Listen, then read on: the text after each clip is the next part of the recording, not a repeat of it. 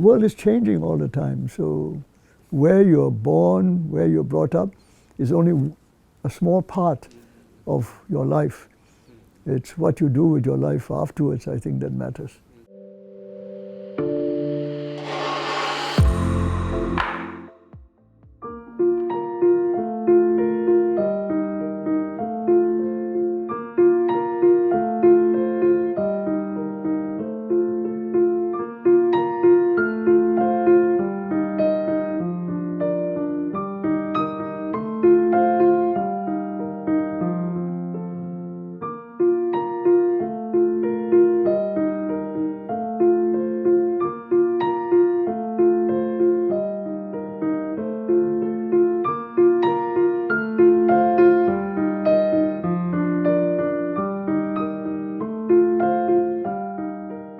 If I have a hometown, my hometown will be the town I grew up in as a boy, which is in Ipoh in Malaysia.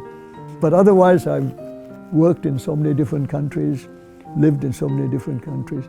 My life has always been associated with universities. I went to university in 1947, and to this day, I have never left a university. I enjoy living and working within campuses. This is a life that I find very satisfying because I'm learning all the time. And I try and teach what I learn. I want to share what I know with other people. I never set out to be a historian.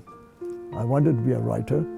But I think quite young, I realized that I was not good enough to be a good writer. Then I looked for other things to study. Then I found that learning about the past helped me to understand the present. That's how I began.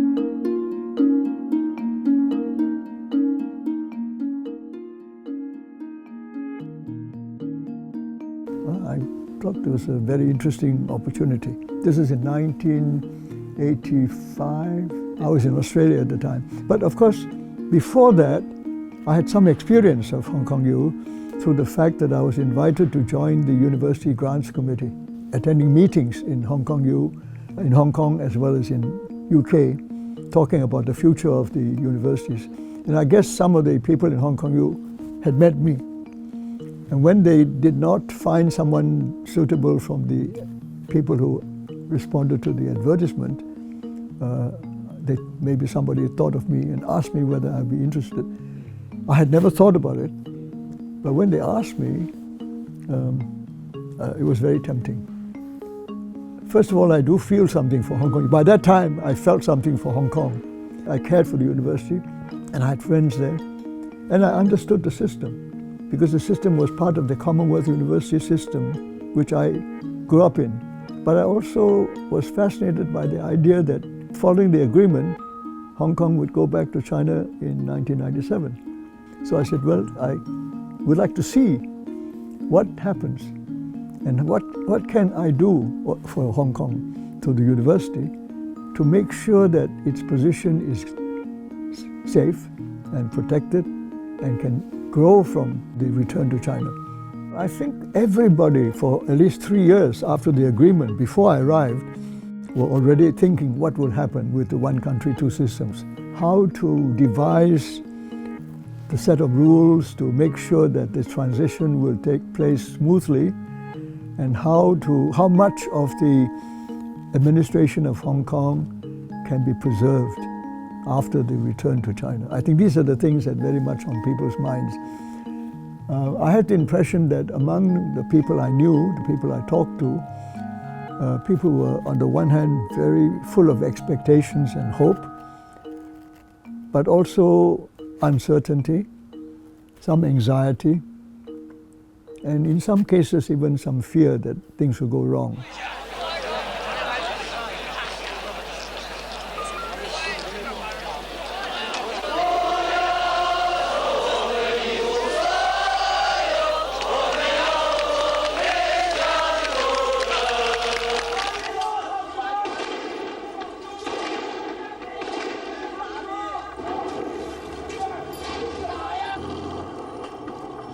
I feel very strongly about this because when it happened, our Hong Kong youth students, the student union leaders, several of them were in Beijing, were in Tiananmen.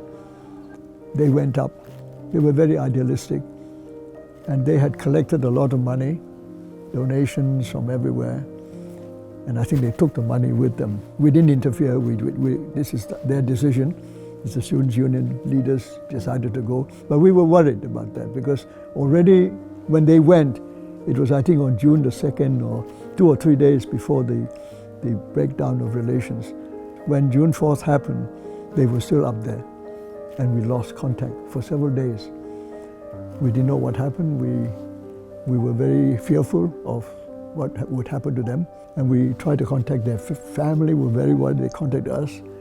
So I went through several days of a real anxiety and fear for them. So finally they contacted us, so they came back. So everybody was safe, but you can see how tense it was. The day after June 4th, purely by coincidence, I was invited to speak at some graduation ceremony or something to do with the end of the academic year. And I remember the moment I started to mention the fact that our students were involved in this, tears came to my eyes. I couldn't help myself. Then we had another problem. June 4th was a weekend, was just before our Hong Kong U examinations started. So the Students' Union came to see me in the middle of the night to ask for a postponement of the exams. Now this was a very difficult matter, this academic matter. So I had all my top senior university staff in my house actually at night. We talked till about 3 o'clock in the morning to discuss what to do, because their students' argument was thousands of students were having a vigil in Victoria Park to show their support for the students at June 4th. And the whole weekend, nobody studied. They forgot about the examination starting on Monday. So that Saturday night, they came to ask me to postpone the whole exam for 1 week. We couldn't see how we could do that. But we came to a compromise finally, because the students pleaded, because many of the students were caught. I would change 2 days. The first 2 days would be postponed to the end. Then we start on Wednesday instead of Monday. Because we came to that agreement, we had to go to all the radio and television. We rang them up to tell them to announce this to everybody. Not everybody was happy, so we had a lot of follow-up problems from that postponement of the exam. So you can see there were many things happening which makes those few days very unforgettable for me. But it was much worse for all the students involved. I could see that. June 4th in 1989 was a disappointment to many people. It was very important in affecting how the Hong Kong people felt about the PRC. The sense of disappointment or disillusionment was very strong. But in a way, if you take a longer view of Hong Kong history, just as important, if not more important, was the agreement of 1984. That was, to me, historically, the big turning point. Clear cut. Hong Kong will return to China in 1997. Now that, every Hong Kong person will be affected by that. I think the idea of one country, two systems, in practice is very difficult to know exactly what the balance should be. Should we place the emphasis on two systems or on one country? It was not settled in the basic law, because there were people who took one country to be first, two systems to be secondary. Other people said, no, two systems was to protect Hong Kong and must be primary. One country is just nominal, correctly respected, but it's really to protect the two systems. I think to most Hong Kongan, the balance must be to preserve the two systems. But to people in Beijing, I don't think they really understood that. They wanted to preserve it because it's their interest. China benefited a lot from the two systems. But on the question of democracy, they were not very clear about that. I think they misled the Hong Kong people, and Hong Kong people had too high expectations. So I think there was an imbalance there which created many, many problems for both sides. And the Chinese, of course, don't really want democracy. And that was quite clear from the beginning. Over the years, the management of these difficult issues made the relations more and more distrustful of each other. If Hong Kong is not as valuable as it used to be, then should everything else remain the same? Because in a way, the basic law is to protect Hong Kong's two systems in order to benefit China. I mean, from the point of view of China. The rise of China physically meant more and more things are happening in China itself and less dependent on Hong Kong. That was probably inevitable. And then in every other respect, except for financial services, technology, entrepreneurship, investments and so on, China is doing very much better now than ever.